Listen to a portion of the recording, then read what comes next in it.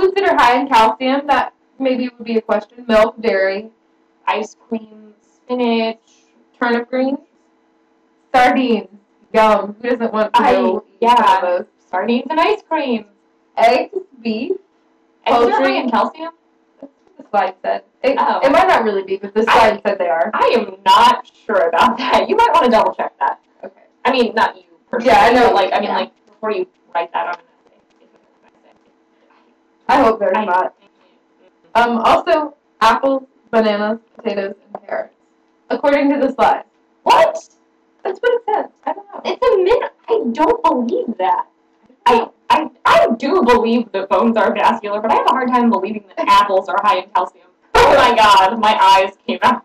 That's what happens when you don't believe.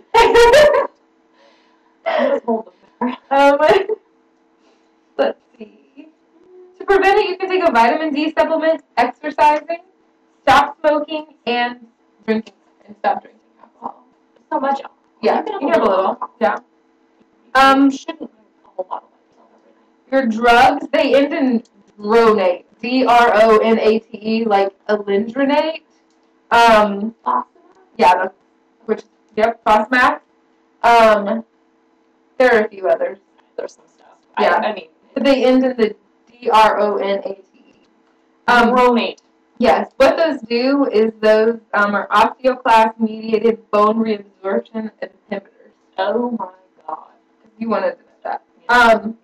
And this is kind of cool. This is the first drug created that stimulates new bone growth, and it's a portion of your natural parathyroid hormone, and it's called Forteo, F-O-R-T-E-O. I don't know. It's just a name. It's good. Yeah.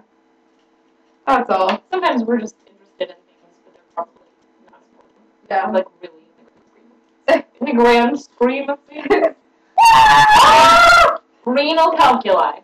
Oh, you can get them if you have too much calcium intake and not enough fluid intake. So if you have someone who's freaking out like me and eating, I don't know, maybe twice the normal amount of calcium chews because they're so delicious, encourage them to drink lots of fluids or they're going to get kidney stones. And they could drink some cranberry juice or ascorbic acid, which is vitamin B.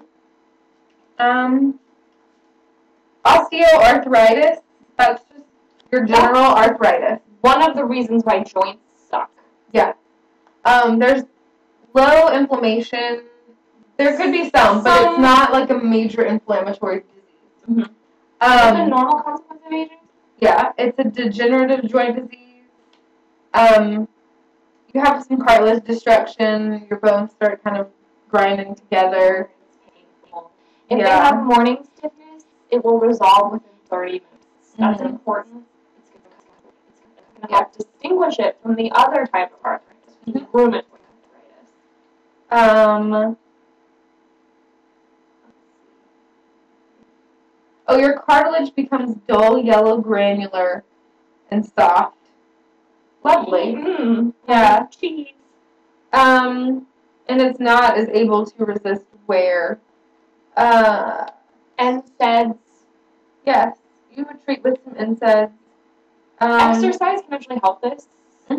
Moderate regular exercise. Losing weight if your patient is obese. That's a big one. Yeah, that will help a lot. If they're obese, then losing weight definitely helps. Sometimes early on, just kind of resting the joints can help. But later on. Yeah. After the early period is done, that's what I was going for. It also worsens with a drop in the barometric pressure. Which is why people are like, oh my god, I know there's going to be a tornado because my knee is just killing me today.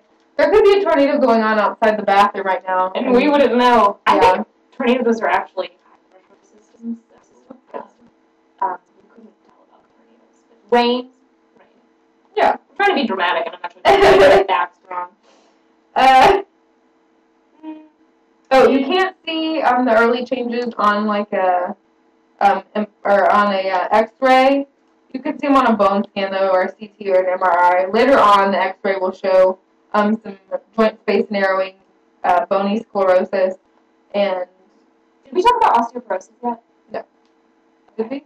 Did we? Okay, well, if we didn't talk about osteoporosis, it's the DEXA scan, the dual energy X-ray absorptiometry scan that they do. I didn't know that. Yeah. Cool. Okay. I'm throwing that out there because it will probably show up. At least like within the text of a question. Okay, so now we're going to talk about osteoarthritis.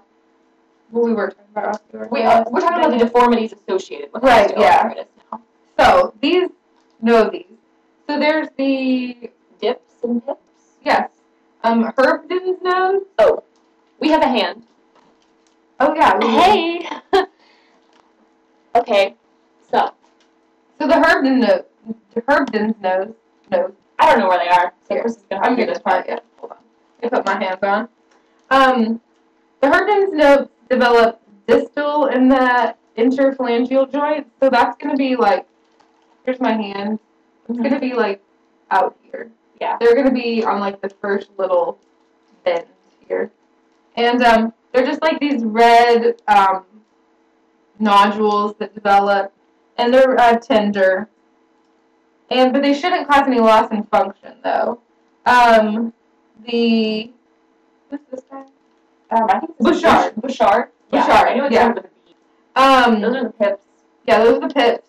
They develop on the proximal interphalangeal joint. P-I-J, hip. Blame in the pips. P-I-P, yeah. Just reference there. You got that. You got that, you're awesome. So I give up.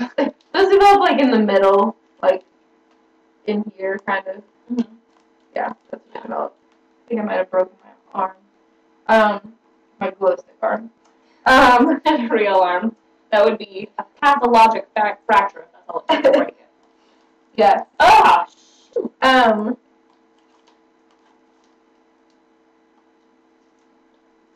If you have hip osteoarthritis, one leg can be shorter than the other.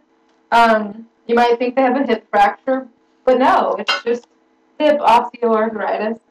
And if you have osteoarthritis in your knees, it can give you a bow-legged appearance, and you can have an altered gait. Just to give a mustache. That was the point. Okay, if you don't know where my head is, solely by She's my an head. angel. That's the halo there. This is halo, actually, now. Osteoarthritis treatment. Heat and cold, reduce weight, exercise. Capsaicin. You can tell them to use capsaicin. That was it. Yeah. They can use some capsaicin.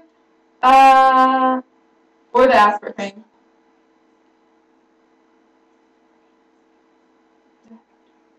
Okay, sorry, we were having a conference. Okay, here we go. Rheumatoid arthritis. That's next. That's the bad one. Well, I mean, they're both bad, but this one is autoimmune. Yeah. And so you can kind of get it at any point in your life, as opposed to just being old. Yeah, you can get juvenile rheumatoid arthritis, but that one you might kind of grow out of the symptoms once you get older. So that one, at least you might grow out of it. I mean, there's hope there. Yeah.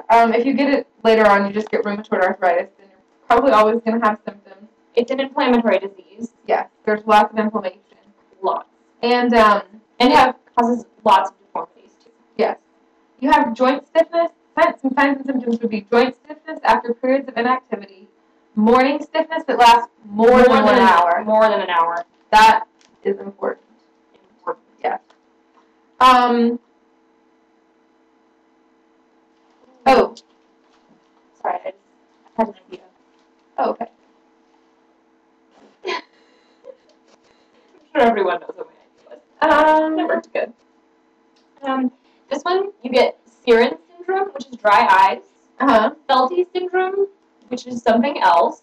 I'll tell you in a second. And nodes on the back of your neck and spine that can be very painful, but you should try not to pop them because it's infected. Yeah. You can also get tenosynoviitis, which kind of mimics carpal tunnel in your wrist, and you can get some muscle atrophy, inflammation, and fibrosis in your joints. Hugely sucky.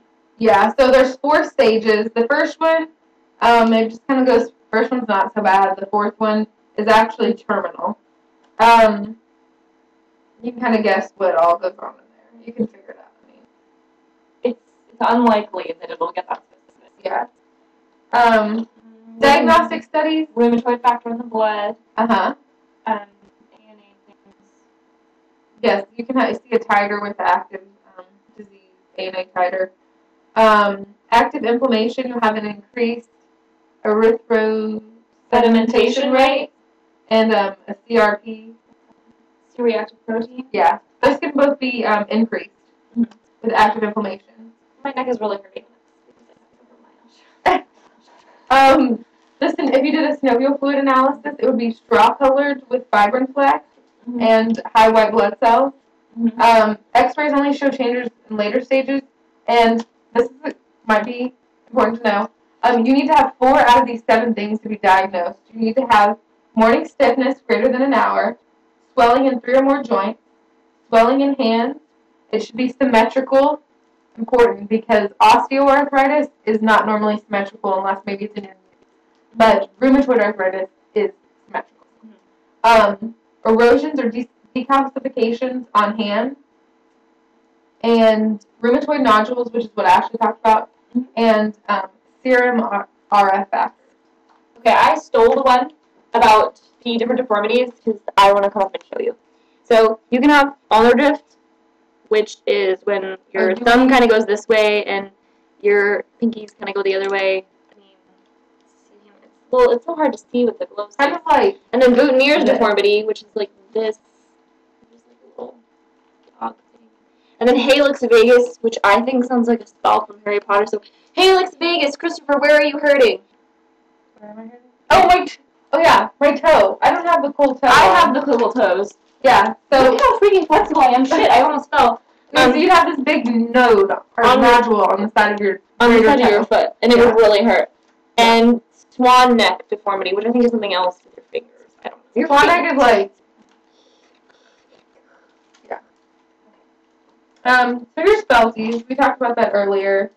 Felties is like severe nodule disease, and they can cause you get nodes like all over the place. They can cause splenomegaly, infections in your eye, lymphadenopathy, pulmonary disease.